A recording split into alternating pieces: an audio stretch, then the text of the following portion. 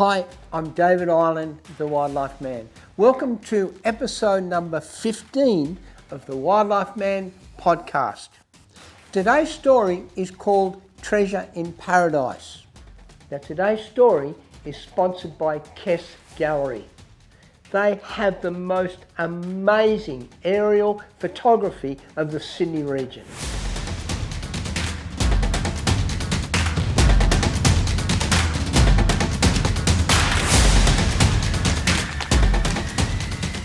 Now, East Timor was occupied, basically invaded by Indonesia back in 1975. East Timor was once a paradise until the cruel occupation by the Japanese in 1942 and then the Indonesians in 1975. Over 200,000 Timorese lost their lives. Eventually, a UN-sanctioned vote in 1999 allowed the Timorese to break from Indonesia. However, pro-Indonesian militants then ran a terror campaign, driving thousands of families from their homes.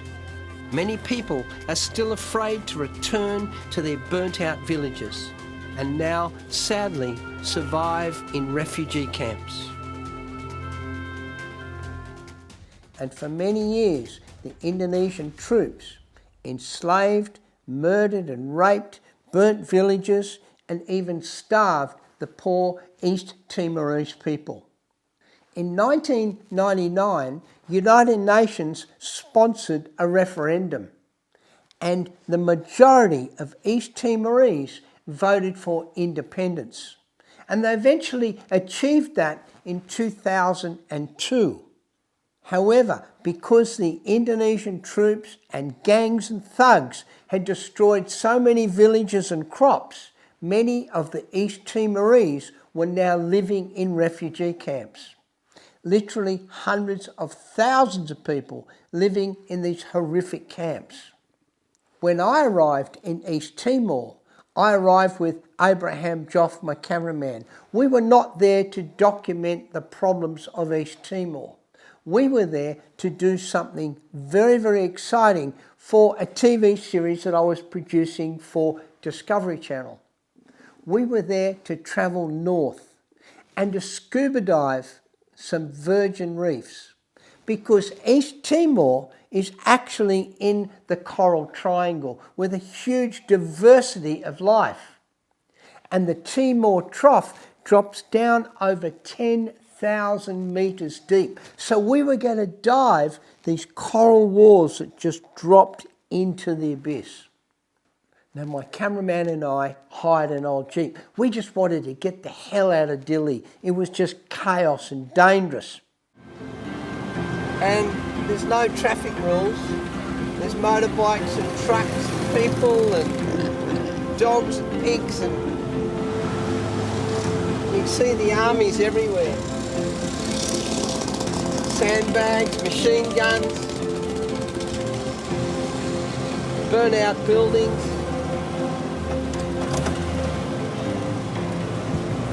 And if only this gearbox would work. I'm having heaps of trouble using the gears. And I've got to use the gears because the brakes don't work.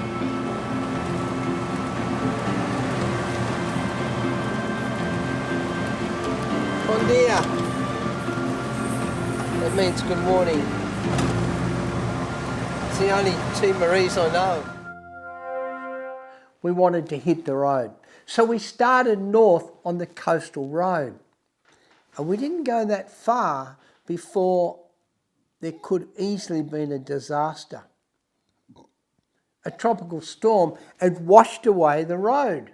We came round this mountain bend and I only pulled the Jeep up just in time because there was just a big hole in the ground, a big hole in the road where it just washed away and it dropped down maybe 40 metres down into the rocks and the ocean.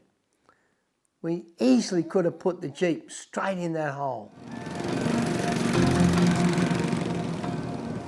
This track is just so narrow across this mountain and There's just not enough room for me and another truck coming the other way. On my right-hand side, these rocks go up maybe 1,000 feet or more, and it drops hundreds of feet just here on my left. It's quite dangerous driving across this country, through these mountains. But spectacular it is.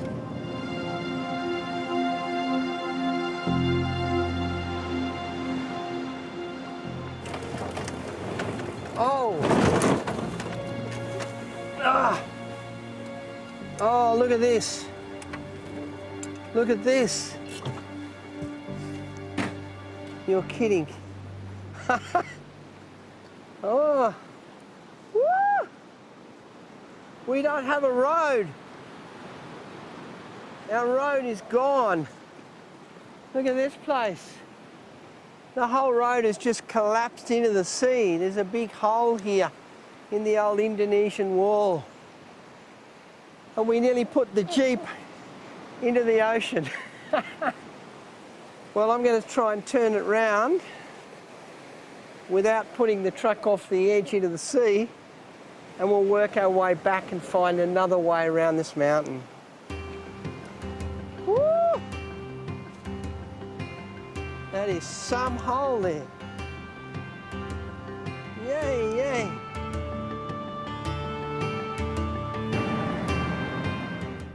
Eventually we arrived at our destination and started diving these amazing coral walls that just drop into the abyss. Just teeming with life. Visibility maybe 40 metres or more, crystal clear water. The coral walls are just dressed in living colour. Coral gorgoni fans that stretch maybe 4 or 5 metres, and sponges of every shape and colour, and some amazing marine life. We actually filmed a fish that we believe had never been filmed before, a species of anglerfish, this black strange fish that can walk on its petrel fins. We filmed moray eels and a huge diversity of fish life. It was amazing diving. Sadly, our time was up and we had to head back to Dili to get our flight back to Sydney, Australia. But we decided to go inland to see some of the sights, see some of the villages. We encountered water buffalo, but also something very strange. We're driving the old Jeep through this long grass, and there I saw something rare up. It had a head almost the size of a small alligator. It was an enormous reticulated python, the largest snake I have ever seen in my life. Now I wanted to race in and grab it and do it to camera and talk about it. But I knew if it got one coil around my chest, it would kill me in seconds.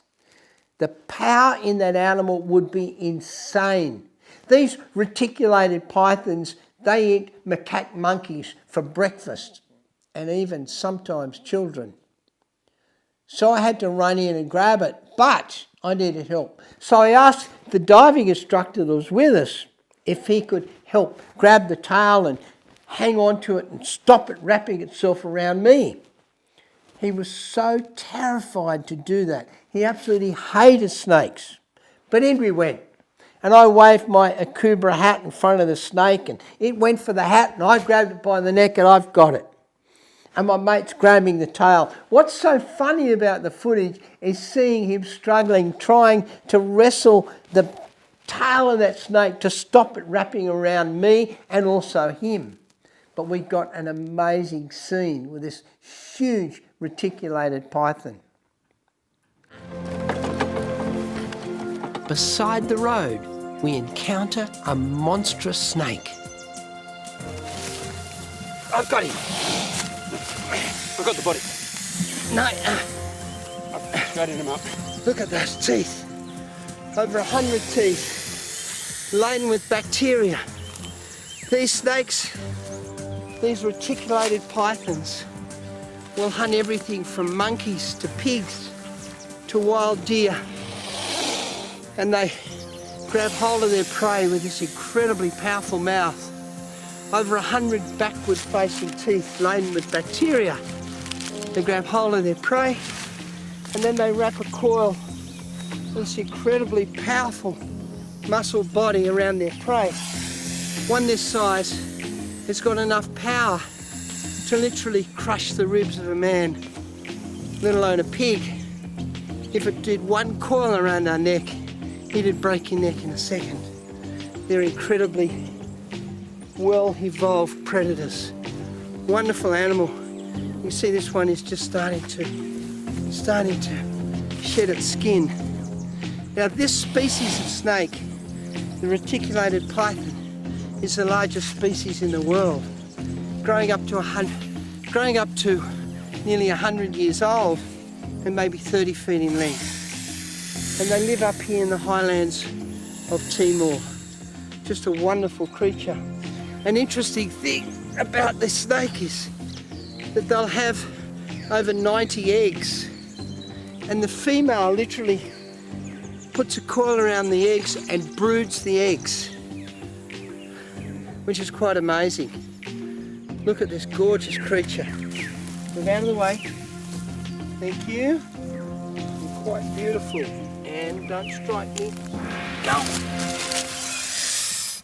Eventually we arrived back in Dili and all flights had been cancelled to Australia. There was no way we could get home for maybe 2 or 3 weeks. So we decided to film the refugee camps, and in we went. I met the manager of one of the camps and we were shocked to see literally thousands of children in these dreadful camps, living on basically nothing. And these camps are really controlled by gangs and thugs. It was just a horrible, horrible environment for children. So I decided to do something special. I wanted to put a smile on the face of these kids. So I went and approached the United Nations and I asked them, could we put on a Wildlife Man show for thousands of children? And they agreed to support that. We approached Sony and they sponsored us with some huge screens and projectors. We also got sponsorship of big tarps, canvas tarps that we could spread on the dusty ground so the kids had something nice to sit on. And it took us nearly a week to set everything up. And then we arrived to put on the show. And the children were so excited, sitting on the tarp, waiting. I couldn't wait to do this. It was going to be so cool. But then the gangs arrived, these thugs, waving machetes and chanting "Kill Malloy." Kill Malloy means kill foreigner. They knew we were Australians and they hated us because there were United Nations troops, Canadian troops and Australian troops had come into Dili to try and control all the turmoil that was going on and also to control these thugs. So they hated us. There was a good chance we would literally be hacked to pieces. But then something wonderful happened. An Australian Army helicopter came right above us. Troops came in with dogs and they started breaking up these thug groups, these gangs. We jumped in the Jeep and we just got the hell out of there. It was very, very close. And I was so gutted, so disappointed that we had not put on a show for all these children.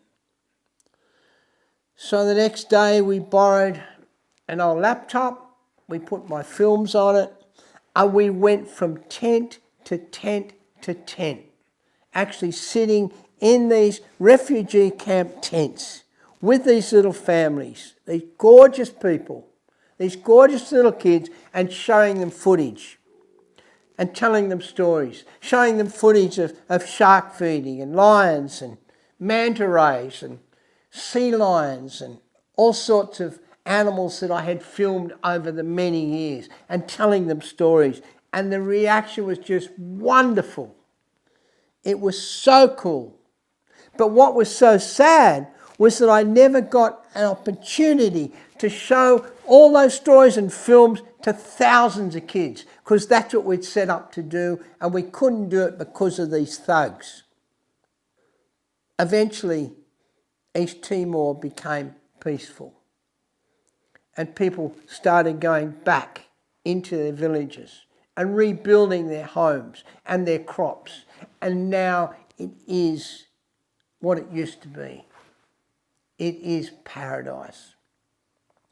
East Timorese people, beautiful people, and a wonderful country for adventure. But what they went through in the years of occupation by Indonesia was just horrific.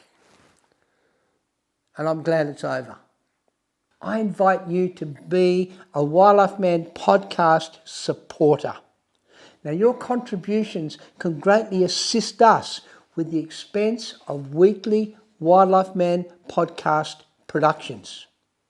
Now, there are some amazing benefits, so please check out my Patreon page. There are numerous options available, and they start from as low as $4 a month. Every week, we will publish a new Wildlife Man podcast. So, if you enjoy, please subscribe. Please share, like, and ring that notification button so you never miss a new story being published. And remember, all my films are available streaming on demand from Vimeo. So that's it from me till next week. I am your Wildlife Man.